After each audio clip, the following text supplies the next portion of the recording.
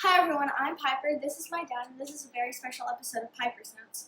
Today we have King Shane Williams. What's going on, King? Yes. Nothing much, man. It's been a rough day here at the castle. I woke up. I've been late since probably about 10 o'clock this morning. Did a little paddle boarding out there, and then and I'm here back at the castle. Just got through having a nice little steak dinner, so hanging out with the weenie dog here. So that's a rough day if you have to lay around in a silk robe, go paddleboarding, and you're forced to eat steak. Just imagine what us commoners have to do, man. We had to eat crab legs earlier. Oh, crab legs! Oh, yes, man. It was awful.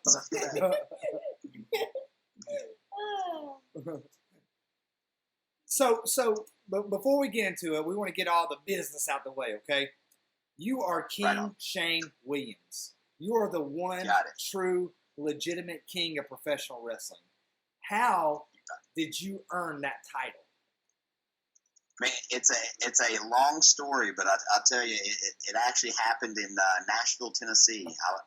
Just like any of the other guys that grew up watching wrestling in Tennessee, all of us growing up wanted to be like Jerry Lawler, right? So with that being the always being the measuring stick in Tennessee, you want to be a wrestling superstar and you call yourself a king, you always have Jerry Lawler to go up against. But I got the chance to wrestle Jerry Lawler one night, and that night Jackie Fargo happened to be the special guest referee, and after that match, Jackie Fargo crowned me the new king of wrestling that night at the Nashville Fairgrounds in front of about 2,000 people. Cool. A night that I'll never forget. So that's why I'm still the king, and they're not. You know what I'm saying? So right now, and you and I are friends. I've known for those of you who follow AWF Viral and the American Wrestling Federation, you know that King Shane and I have a little bit of a history going back, but we're very good friends. And one of the things that we talk about offline is that he is involved in some other endeavors that are NWA related, School of Morton for one, and very recently you had a chance to wrestle someone who many consider to be the king of wrestling, and that is the real world champion Nick Aldis. So talk about that a little bit. Man, I can talk about that all day. that match right there, I got to wrestle Nick Aldis on the last. That happened to be the last day of WrestleCade in Winston-Salem, North Carolina. I've had several battles over my years with Nick Aldis, different states there in Georgia and Tennessee, and then of course in North Carolina. But this one really meant something really special to me because I actually had been injured and out of wrestling for going on probably about 3 years. And that match was actually my very first match back.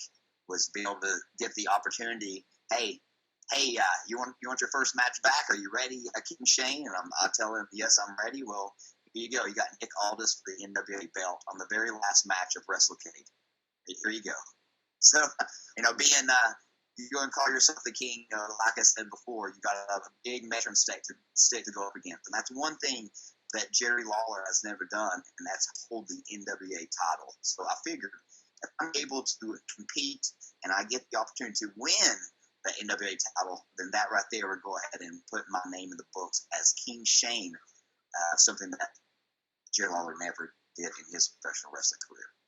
That's awesome. I think anybody who knows you knows that you would be a worthy title holder. Actually, behind my wall here, you can't see it because of the green screen, but I have I think it's the Wrestle Jam 3 t-shirt. My name is on that shirt. Oh, wow. Your name is on that shirt, Yes. and Brutus Magnus's name is on that shirt. And you, I think, Oh, that's wrestled. nice. Did you not wrestle Magnus on that event? I did. I wrestled him there as well. So I mean, it's just what's so funny about pro wrestling. And of course, I know Nick Aldis is a true wrestling historian, just like myself. So to be able to get to the ring that night, and it just wasn't just one match, right? It was so funny that night getting to spin the ring with Nick Aldis, the last match of WrestleCade. We have a 30-minute wrestle fest, and during that, the fire alarm ends up going off. The announcements come over the loudspeaker telling everybody that they need to move to the exits and get out of the building. I'm having flashes in my head of me and Nick Aldis fighting against a fire truck out in the parking lot. But you know what? Nobody in that building got to move. They all sat down. They all chanted, "This is awesome." And we went on to continue our match that night. So it was crazy. So, hey, like I said again, hey, you haven't wrestled in 3 years, King Shane. Are you ready? Yeah, here we go. Let's give it a shot. That's cool, man. Whoa. So, very last wrestling question, and then I know Piper's got several. We've been talking all day. So, the NWA has been on hiatus for a while. What do you think? Just talk to me about it. I mean, we're big fans of wrestling. Wherever it's good, we follow it, we digest it. We feel like every promotion has something very good to offer. There's other things that we can do without. But we feel like the NWA is particularly important just because of its history, legacy, its prize fight, appeal, it's the old school nature of it. Yes. Why is the NWA essential to the pro wrestling landscape? It's tradition, right? It's tradition. You know how, just like how before, I remember wrestling Nick Aldis that night, just before we even locked up, just how they presented the belt, just how we came to the ring, just how they just set up the whole match itself. And that's what I think why the NWA, and it pops up, and you hear those letters up there that mean so much, is because of the history, all the history, from we can go back forever, from Luthez, all these guys. We just go on and on and on about how many years they held this belt, how many times they fought for this belt, and some of these guys pretty much gave their entire lives for the NWA and just for the opportunity to carry that belt. That's why I think that right now when we say NWA, all that stuff starts popping up. All those memories of people watching Ric Flair back in the day, Hard Race back in the day, all that stuff starts flooding your brain. Because I know as a kid watching wrestling, and I saw Ric Flair come to the ring wearing that 10 pounds of gold there, and it was about business was about to pick up. There's always something serious when it came to the NWA. While now, sometimes we talk about professional wrestling, it's all jokes and fun and comedy. But when you deal with the NWA, it's straight serious wrestling. Right. Okay. Before he took over. First of all, put your finger in my face one more time. See what's good. I'm kidding. I'm going to put my referee shirt on. What would King Shane Williams have on his iMusic playlist, like Apple playlist? Like what? Well, I'm going to tell you, walking into say for instance, I'm getting ready to put my headphones in. I'm getting ready to walk into the gym. Right, I got some cardio to do that day. I can go ahead and tell you that Hot Stuff by Donna Summer is probably going to be the first song playing in my headphones. And then, of course, you have the Survivor, Eye of the Tiger. When I think about also some old school wrestling, one of my very first wrestling matches I ever went to was at the Knoxville Civic Coliseum. I never forget George Thorogood's Bad to the Bone coming on. And, here comes Bullet Bob dancing down to the ring. Immediately, of course, I'm hitting my dad up going, "Oh my God, I got to get one of those masks." My dad's going, "No, we're not paying $40 for a mask that you're going to wear tonight and never wear again." But all of those 11 songs, I think, always kind of remind me of course, wrestling, and also give me a little motivation too when I get ready to get in the ring, or if we're getting ready to go to the gym, one or the other. There's 3 songs. You need more songs? I can give you some more songs. What's on the? She normally asks us, but what's the song you listen to that you don't want anybody to know that you listen to? What's that doggone Spice Girl song you rocking out to? No. Well, let's see here. Sometimes we'll break it down and go back to the late '90s, and sometimes we'll bust out some Creed. Oh, okay. Creed. Oh yeah, I remember Creed. Sometimes, yeah, and then sometimes I'll bust out. What do we do today? So we did Creed. We did, of course, the regulars like your Guns N' Roses and all that jazz too. You can't go wrong with that, right? Man, Piper doesn't know this, but the first song we ever shared together as father and daughter was a Creed song. When she was born, fresh out the womb. I'm talking about just caked and whatever, Jello or whatever that's in there, in that placenta. Yeah, jelly. I held her to my chest, and I was like, "When I first heard the news today," remember this? I've seen my life. You remember this? You totally remember this. Gonna change. So yeah, man, I love me some Creed, man. Yeah, that reminds me of for some reason. It always reminds me of college. And when I was in college, at the same time, me and my buddies wanted to make some money, so that's how I got started in wrestling. So we'd always go Jello down to wrestling?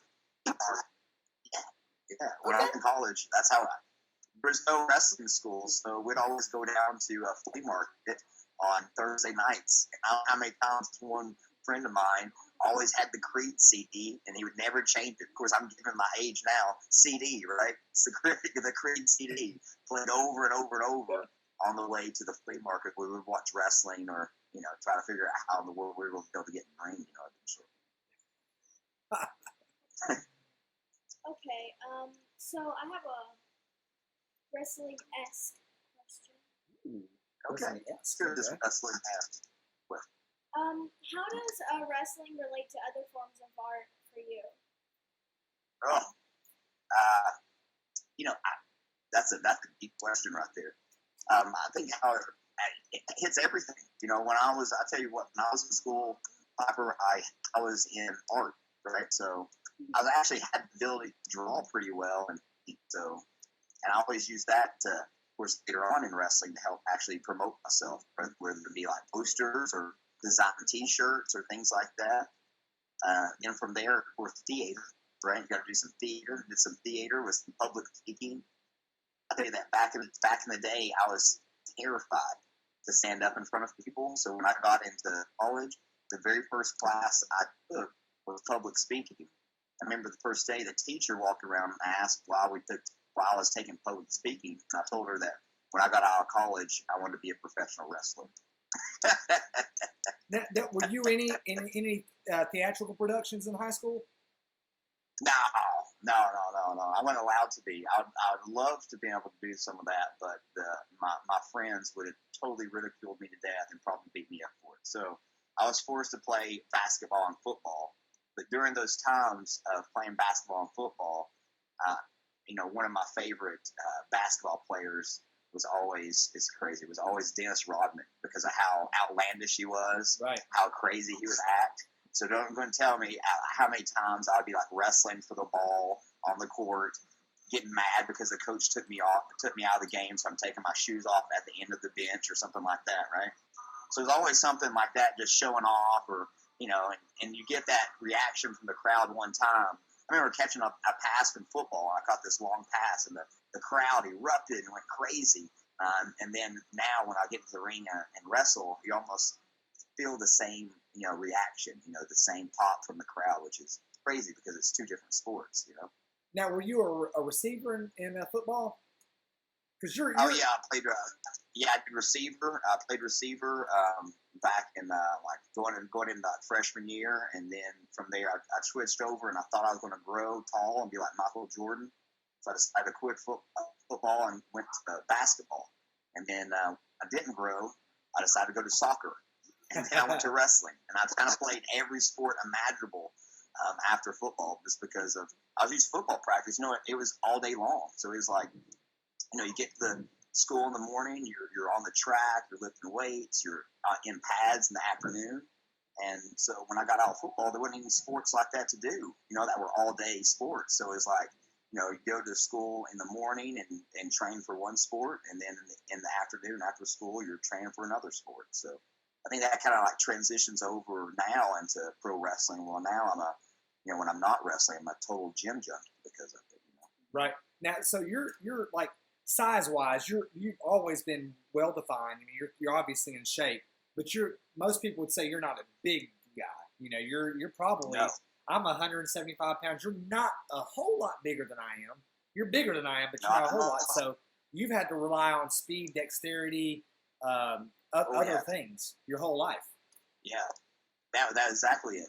That's I don't know how many times in wrestling, like getting started out, how you're just, talk to some old timers, right? And they tell you, of course, it's a big man's business kind of thing. So you got to be willing to, of course, take care of your body. You have to be able to, you're going to be thrown around more so than the other guys. So if you're not able to recover from that quicker or be able to take care of yourself, then obviously you're not going to be able to wrestle again, or you're going to lose your spot. So that obviously really helped out, playing all those sports. How many times we have to play sports, and then the very next day, I remember one week having to play soccer, and then I had tennis, and every day it's just always some kind of competition. But I think with that, going into wrestling, it really helped me out as far as making sure I'm getting my meals in, making sure I'm getting my gym time in, and really taking care of my priorities as far as taking care of myself. Because when the body falls apart, there's no more wrestling. I mean, unless you want to do commentary or something like that, right? So, you know how I like Broadway so much, right? What is your favorite Broadway show? Oh, Phantom of the Opera. Oh, Phantom of the Opera. Okay. Sorry, I'm turning the show around and interviewing you right now. I was just like, what is this? You're questioning me? I haven't got the opportunity to go to any Broadway plays, and I mean, I think maybe I saw like my little buddy Peyton Lee forced me to watch Little Shop of Horrors Broadway play on DVD, but I've not yet to go see it live or anything like that. I'm sure I'm really missing out not seeing it live. You are missing out. Am I? Oh yeah, so and you're the king. This, huh? You're the king. The king must have a refined palate, So, you really need to treat yourself to a musical or two. Yeah. I gotta definitely. I definitely need to take some time and go to more musicals and take in some more culture.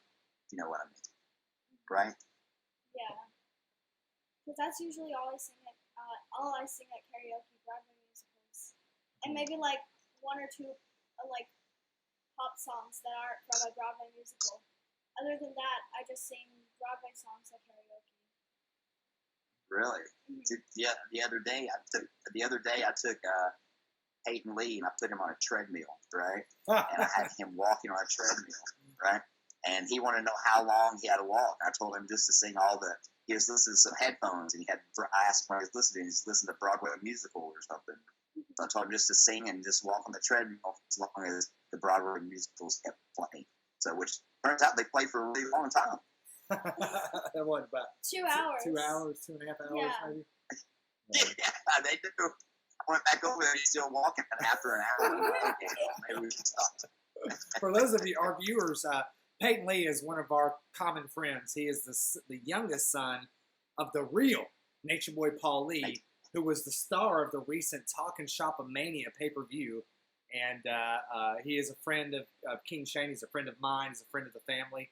And Peyton Lee is just a cool kid. He runs the karaoke outfit there at the Turnbuckle Bar and Grill, which is one of Paul Lee's many enterprises. And so, anyway.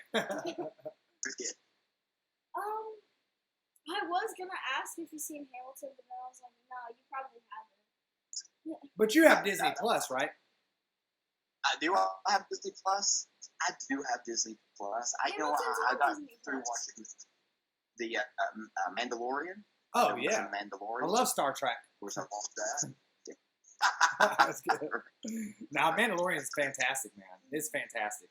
I just thought it was so crazy, though, to take all the little details from like the original Star Wars and make a whole other like genre of movies, which is crazy to me. Like Boba Fett was like he has like one couple scenes, but not too much speaking, and now he has his own series. It's crazy. So, may I ask a question? Yeah. So Sith versus Jedi. Who are you with, Sith or Jedi? Because Shane, you have been in your career since I've known you. We've known each other for 15 years, man. In that time, you've been.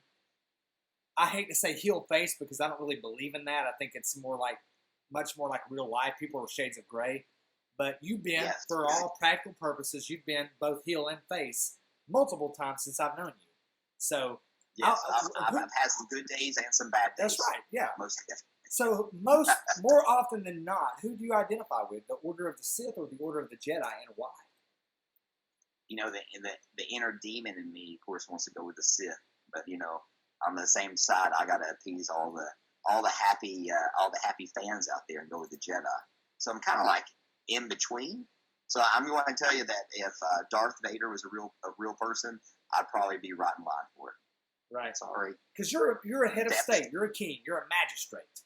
So you have to. Yes. There's a certain system of justice, but that's the thing about the Sith is people misunderstand the Sith. They're not motivated by evil per se. No. They have a justice principle about them, an order principle. Yes, and it definitely looks their weapons and their vehicles they fly around in look so much cooler than the Jedi's. The Jedi's, for some odd reason, always look like they're working on a budget.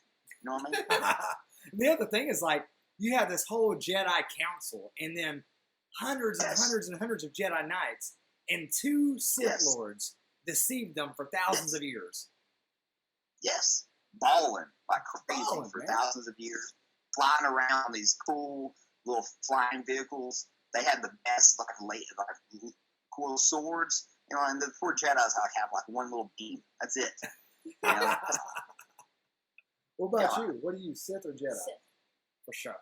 Why? Sith, there you go. What you said, like exactly what you guys said, because they're misunderstood. Boom. Yeah. They got cooler things, like there's lightsabers. They have the things sticking out of here and then the one sticking up. Oh, you're talking about Kylo Ren's lightsaber. Yeah. Yeah. Yes. That's cool. And then they're playing, and they really are stronger though. If 2 people have been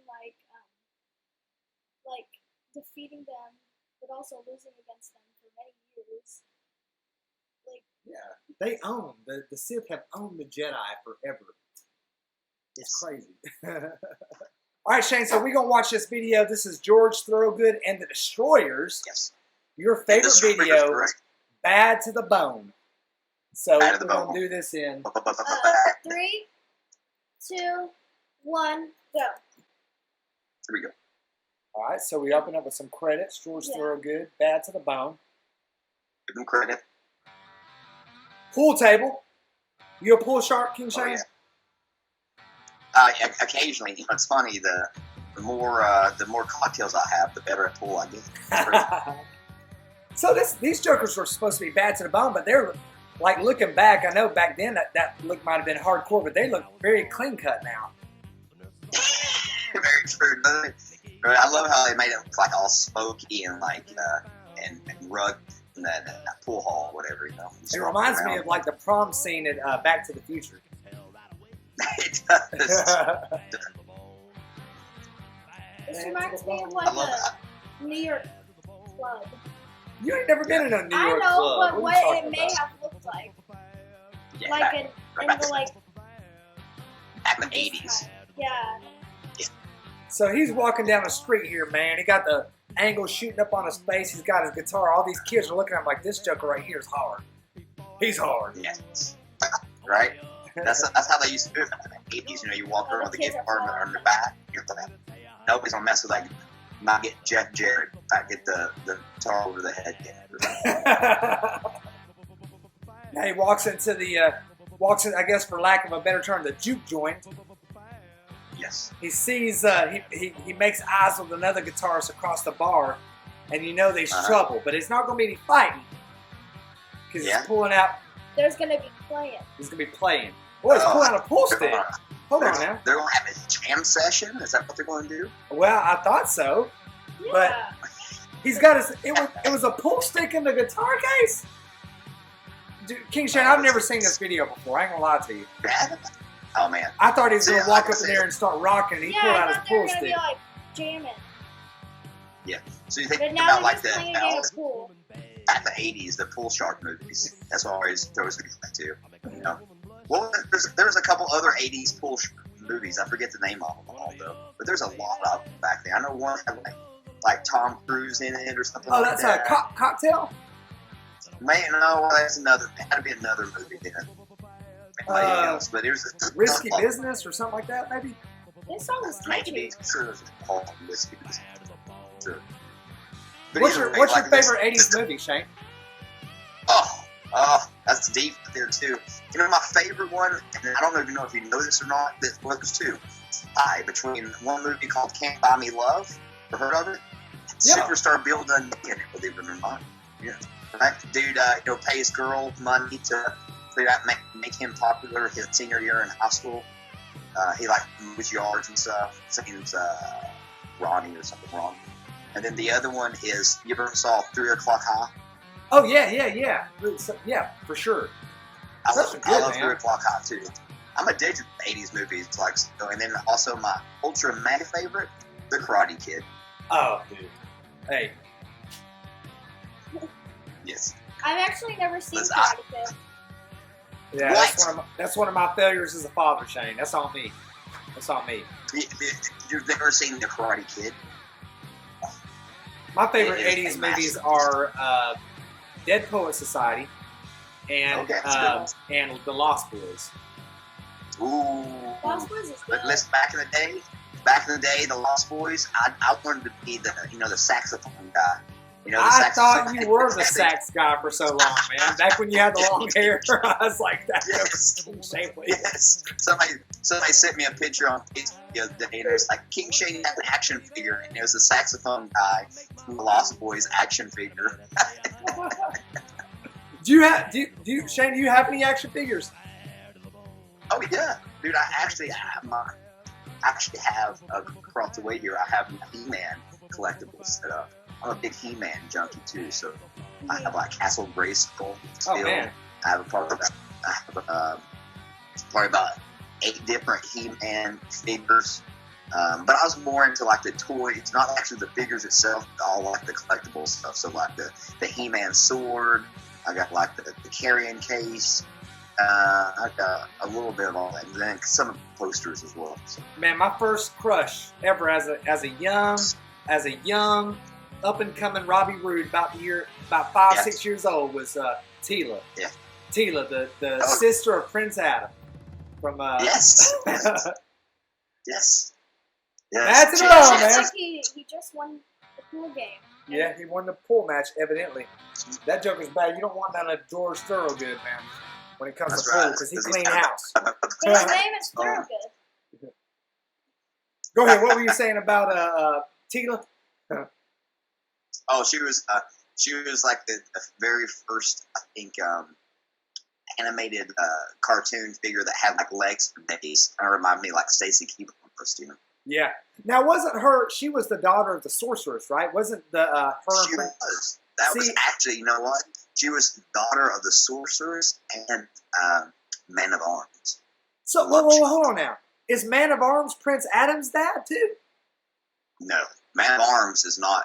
You know, Man of Arms works for the. It's over like all the soldiers, pretty much. The Eternia.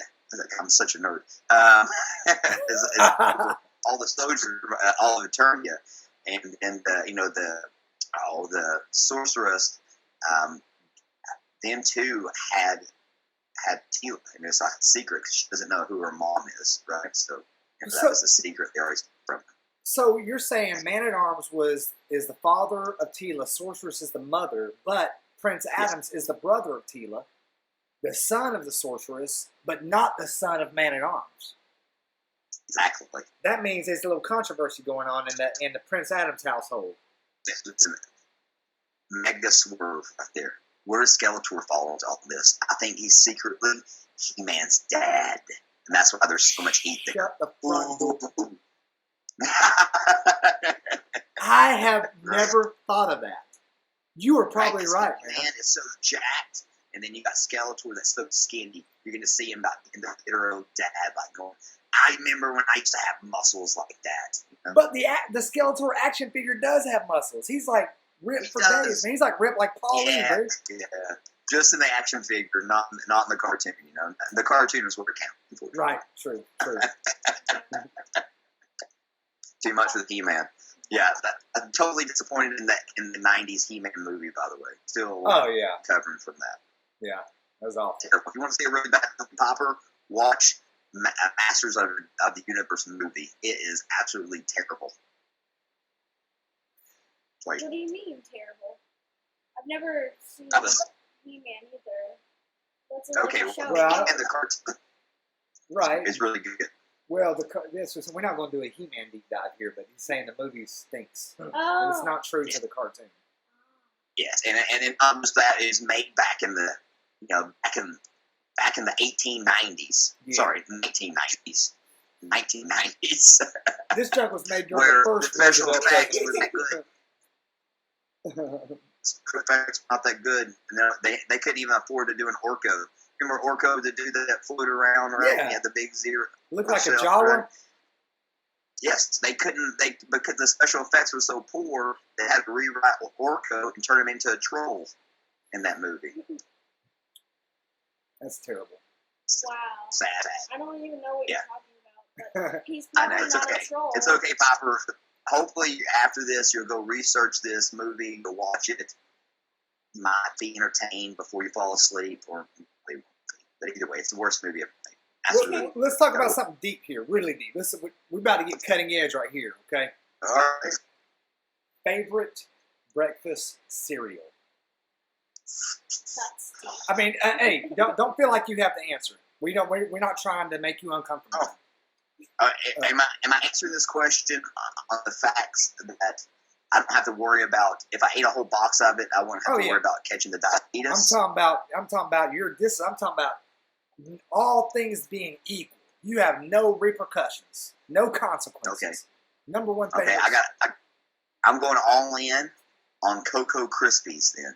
All in, 100% Cocoa Krispies. I was going to say maybe some Captain Crunch or some Crunch Berries, but then we all know what happens after you've had that first bowl. Your top of your mouth gets really roughed up and scraped up, and you got to deal with that for the whole rest of the day. So let's go with Cocoa Krispies. Final answer. Are Cocoa Krispies like the chocolate balls? No, that's Cocoa. No. That's Cocoa That's Cocoa Puffs. Puffs. Okay. I The thought Cocoa that was Krispies. like the version Yeah, the of Cocoa Krispies would be like little bitty, like the Fruity Pebbles, just all chocolate. Oh, I like those. See? Doesn't everybody? Yeah. They're small. The only thing I don't like about them is that you can't get every single one, so you have a lot to waste. Well, and my thing is like they get soggy real fast, so when That's you why pour you a just bomb, you got to eat them quick. Oh, what is this? You got to eat them fast. Yeah, That's you right. That's the I deal like with that them too without is they get soggy very quickly. I like them without milk. The what? I like them without milk. Oh, without milk? Yeah, because They like definitely taste crispy without the milk, but the milk is what makes it the best part. Because when you Right. get done, you don't want it to be all I soggy, like so you have to go Cocoa back and Puffs. refill your bowl. I like Cocoa Puffs with milk. Okay, well, But you you know, run, Cocoa Puffs are good. but you run into the same thing with Captain Crunch. Your gums get scraped up. Your roof of your mouth gets scraped Top up. of your mouth. Yeah, it's terrible. Not The rest of the really day you got to deal with. See, I'm gonna strike you in the middle. I'm a more of a Lucky Charms guy because you got the Lucky little Charms. you got the little rice coated things, but then you got or the oats or whatever, but then Yeah. you got the marshmallows. Yeah, that's all I Yeah. eat. That's all Yes. I used to eat. The marshmallows and the Cocoa Puffs. That's only why I got Cocoa Puffs and the marshmallows. I would just eat the marshmallows and be like, okay, throw the rest out.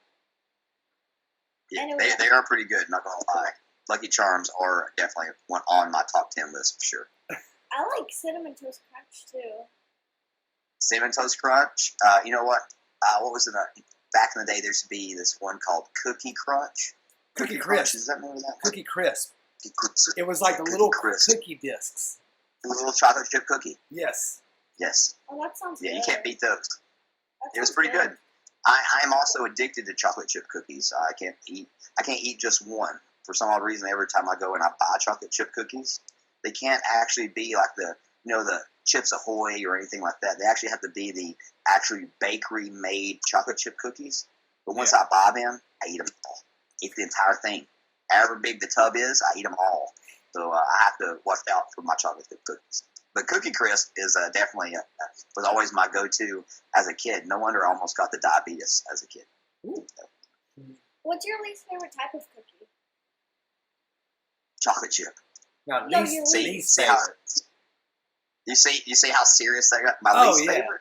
You're like, Oh, my least favorite chocolate. My least favorite would be oatmeal or some what junk? the kids know. I don't think I could do a least favorite. All the cookies are good. This number one is chocolate chip. Everything probably lemon flavored. That sounds like garbage. Lemon flavored cookies or I don't like sugar cookies. you don't like sugar cookies? They make My me favorite sick. are those Christmas cookies. Remember Christmas cookies? They put Come in a tin? they have the Santa Claus Yeah. or the stars. Oh man, those with a glass of milk. I have like at least a whole row of those. I eat a whole row of them. Man, Seriously, I have a all cookie my problem. growing up, man, we were poor, but so in order to feel like fancy, my people would get like the cookies in the tin, you know, and the Christmas cookies. They Yes. open it up and they're in rows. Yes. They were, yeah. Uh-huh. That's how I'd knock out the whole row. Just give me the whole row. All the circle ones. All those butter cookies. Give me the whole row of them. Ooh, I like Girl Scout cookies. They have like chocolate in the middle. The ones that have the chocolate in the middle. I like them frozen, Yes. and then you bite in them, Ooh. and it's Oh, yeah. really good. So do you Oh. have you ever been into like comic books or anything like that? I mean, do you watch DC Marvel movies Yes. or? I watched the movies. You know what? Back when I was growing up, though, I had a lot of. I still do. I have a lot of comic books, but just not in and around. I need to get some of those deals out. But I always loved the artwork on them. You know, from back in the day, like definitely love the older comic books, like the ones back from the 70s, early 80s, like those. But I have a whole bunch of comic books. My favorite always was Spider-Man. I don't know why, but I think that was the first comic book I ever got. And I probably have at least a good 300 Spider-Man comic books. Right. We and I know we talked about this a little bit earlier about the confluence of wrestling and culture. You became the King later on in your career. You'd already been wrestling for a while. When you were when you were growing up, and I know you were a Bill Dundee fan and a Jerry Lawler fan. Like, Yes. outside of wrestling, like when you were envisioning your career in the ring, who outside of wrestling was your inspiration? I mean, do you have like any cultural figures that like you draw from when you talk or when you move or whatever? I always look back to the movies. I was always a big movie junkie, of course. I look back definitely when I am had some bad days. You know what I mean? Yeah. And I'm taking it out on everybody. There's a movie at Karate Kid, but Karate Kid Part 3. I don't know if you've seen that one. There's a guy on there, and he has this long ponytail, and he's like Sensei Kreese's boss, right? And he's hiding like all the nuclear sludge, and he's telling Daniel how he's going to win the tournament behind his back. He's like, I'm going to make his knuckles bleed. I'm going to make him feel pain like he's never felt pain before in his life. That's the guy that I draw off of when I'm a bad guy. Right, I just remember that guy, like when Daniel is getting beat up there at the end. He jumps down on the mat and he's like, "Come on, get up, show him what you're made of. Miyagi karate's crap. Your karate teacher's crap. You're not going to be anything." And I'm like, man, if watching that guy just made me want to see him get beat up. I was like, if I can just turn that into a wrestling personality, I'll have it made. So that's why I always do like the whole kiss my foot, like you're going to kiss my foot, and you're going to like it kind of thing. Right. Or I have the guy down, I'm going, you're nothing, you're going to win. I always just think about that character. And then on the flip side, when I think about being a good guy, or if I'm having some good days, as I always think about how, of course, how Lawler could always flip right there and turn into a good guy, but also I go back and think of like the baby faces that you would watch not just on wrestling, but just on TV back in like the 90s and the 80s, from like I don't know, like MacGyver, like those cool shows with all the time where the guy may not be big enough, he might not be strong enough, but you know what? He was smart enough to win in the very. Now, have you seen the Karate Kid series on? I think it's on YouTube Premium or Amazon? The Cobra Kai. Yeah, Cobra Kai. Yes, the Cobra Kai deal. Yeah, I've watched some of that, but I just like the classic. Let me tell you, like I've watched the original Karate Kid so many times, and I'll tell you a fun fact here. This is how many times I've seen it. You know when Daniel is dressed up and he is at the Halloween. He's at the Halloween party and he has like the shower deal on, right? You know what I'm talking about? Right. And they're in the they're painted up in skeletons. Johnny and his gang are painted. Yes. Yeah. Yes. You know when they start, he puts the water on Johnny in the bathroom and he comes running out, and then Johnny and the skeletons come running out right behind him, right?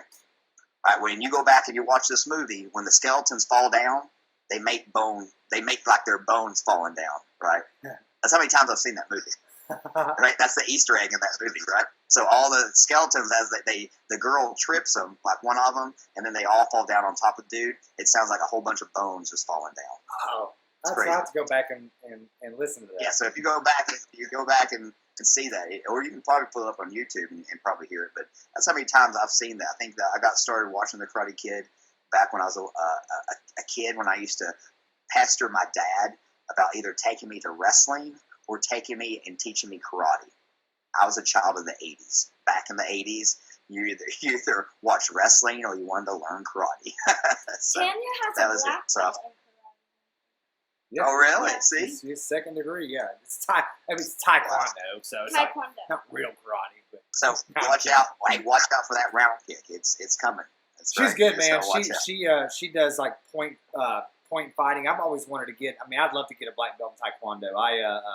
I want to, like, my last goals in life. I got my doctorate. I wanted to be a pilot, and I wanted to get a black belt. I really want one in like Brazilian jiu-jitsu, but I would take one in taekwondo. And she's good, man. She does like point fighting, and she's got a second degree black belt. Oh, wow. She can whoop any of us. That's man. awesome. Even don't make her mad. No, don't make her mad. Hey, been there, done that, bro. What's that? Tell me about the crown. Like, where'd you acquire this crown? You've got many. This of crown them. is the one that actually. This one right here is one that I got wrestling in Sevierville, Gatlinburg, Tennessee. I wrestled Jerry Lawler in there at one of their venues. It was I think it was in Pigeon Forge. I wrestled him at one of their Black Harvest events, and I got this crown, and then I got this crown over here. This is the crown that the fabulous Jackie Fargo gave me. This crown right here. So for you, those are probably as important as like a championship belt. Yes. I actually take more pride in these than actually some belts that I've held. I can tell you that. The just knowing like the lineage. Like I'm a super old school wrestling fan. Actually, sitting here right now, I have a stack of pictures right here beside me. Here's one of them right here. This is Jerry Lawler in Macho Man in the ring, facing off at the Mid-South Coliseum right here. That's so cool. I have like tons of old like just wrestling memorabilia like that because that's the stuff that I like, right? I love the old championship belts. I love just all that, just all the old stuff, and how like of course the crowns with like the Bobby Shane and the history back there of him being one of the first kings of wrestling, and Jerry Lawler. First seeing him wrestle in Florida or Georgia, and then when he came back to Memphis, he started calling himself the king of wrestling. And, just that whole lineage of that, and all the different guys in wrestling that called themselves kings. I just love to hearing all that. Of course, I'm also a big Gorgeous George fan too, as well. So I love the bobby pins, the Georgie pins, and all that stuff. Being a fan of like the old school. I'm sorry. I'm not. I always end up. This always ends up happening, Shane. You talked about you love the old belts. If you could rate your like top 3 favorite belts of all time, what would they be? My top 3, I definitely the big gold one is definitely on the list. Definitely the Bill Watts, big Bill Watts belt. that one, the Mid-South belt. Then right there, I don't know, like I have like my of course the little deal that's pulled me back from saying like the WWF belt. And I just think about all the other territories out there back in the day, and like San Antonio, Texas, and the Florida. I can imagine being a champion in Florida, like Dusty Rhodes was, and walking out in public. Can you imagine? Like you have 8 TV channels, maybe, right? And then you're seen on those TV channels like every day, or people's coming to see you out, and they just walk around. Here I am, I'm a TV superstar, carrying my big gold belt, just going to wrestle time. Yeah, that's crazy, man. I love that. I like big gold too. I've always liked the 10 pounds of gold. He likes the TV title. The TV title, man. I remember I used to have also too this one. I didn't have the belt, but this one DVD of Lou Thesz. How back in the day they used to bring Lou Thesz in to crown new champions and promotions, and then he would always bring like one of his original belts in. And it was so funny because now we think about these big belts, like the big gold and all this stuff. The way the WWE belts look, right? These belts were small; they weren't big, and what they did with them, they put them in cases, right? So you'd actually carry them in a case and do autographs with them in a case, and not too many people actually got to hold the belts like they do today. I've actually got a Lou Thesz belt over there. I've got the second one. I've actually got the first one too, but it's on loan right now. But I've got the second one, and what I'll do is I'll upload a picture to this to our thing. But it really is. It's like compared to like big gold. I mean, it's like probably 3 foot tall. It's just enough to cover the midsection, and it's tiny, but it's really classic, man. It looks. It's classic, but it just looks so classic, and just like we were talking about before with like the NWA is just the look of the belt alone looks like it's just classic, traditional, serious kind of wrestling belt, because also that's somebody that you didn't really joke around too much with was Lou Thesz back in the day. Right. Can you imagine having to get in the ring with Lou Thesz? You go to the ring, you've heard all these stories about how much of a great wrestler he is, right? And you have to lock up with him that night. I can't imagine, right? Oh, okay. So, before he interrupted me, who was your favorite, like, king over the centuries? Ooh. You talking about wrestling or like in history? History. Or, so one in history and one in wrestling. Oh, man. That's super deep right here. The only reason I said that is because I know she loves Hamilton, so in her mind, she's thinking like King George III, I imagine. Right. Why are you thinking King George III? Because he's the king in the musical. Gotcha. Of course. And actually, of course. When you get the time to listen to Hamilton, in the first part, he says, "Hello everyone." In the introduction, he's like, "Hello everyone, this is your king, George III." Oh. And then I like it. thank you for listening. Thank you for watching my show. Oh wow. Wow. I definitely love hearing about how kings throughout the ages would have, of course, how they would carry themselves, the stuff that they would wear, the different rules that they would conjure up, or different laws that they would break and make it right any way that they seem fit, kind of thing. Always love that kind of stuff. Mm-hmm. Wrestling wise, of course, like being from Tennessee is always. I grew up in Knoxville, Tennessee. I was halfway, right there. I'm getting USWA coming. I'm getting Jerry Lawler coming to town with USWA and Smoky Mountain Wrestling when I was growing up as a kid. But then on the flip side, I'm here, of course, going to the Carolinas where my dad was from. My dad was from Greensboro, North Carolina. So I'd see that wrestling in Tennessee, and then as soon as I'd go to Greensboro, I'm seeing Ric Flair. And then on TV, though, in Tennessee, Jerry Lawler is calling himself the real champion, and the reason he's the real champion, he's showing highlights of this, of course. He's showing highlights of him wrestling Ric Flair and beating Ric Flair. You know how they used to do it back in the day. They'd do he beat Ric Flair, but Ric Flair got thrown over the top rope, or the referee got knocked down, or something like that, right? And then on the flip side, he's saying also Jerry Lawler saying also he's the real world champion because he also beat Hulk Hogan. So every day you're seeing this. He's saying he's sitting at a table. He's talking about how he's a real champion. And he's showing videos of why he's a real champion. Him beating Ric Flair and him beating Hulk Hogan. As a kid growing up, when I was growing up, if you could beat Hulk Hogan and you beat Ric Flair, oh my God, you were Superman. Right. That's it, man. Well, look, man, That's it. You can't meet that. That's it, and because we always back in those days, kayfabe being what it was, those promotions didn't even acknowledge each other. So I always thought Flair and Hogan would never wrestle. They would never wrestle, but we knew if they would, that Flair would whoop them. You know what I mean? Yes. Hopefully that match doesn't go longer than 10, right? Yeah, right. Hopefully that match doesn't go longer than 10. And Flair's a 60-minute man, so. Yes. Well, heck, man, shoot. We have kept you here for over an hour, man. You've been so good. I know you're busy and all that. Where can our viewers find you at? Where can they find you on social media? If you have merchandise, where can they buy it at? That is a great question. I do have merchandise. It is on my Instagram account. God, what is my Instagram? That is so funny that you, of course, you'd say that. Of course, it's King Shane Williams at Instagram, and then of course I'm on the Book of Many Faces on Facebook.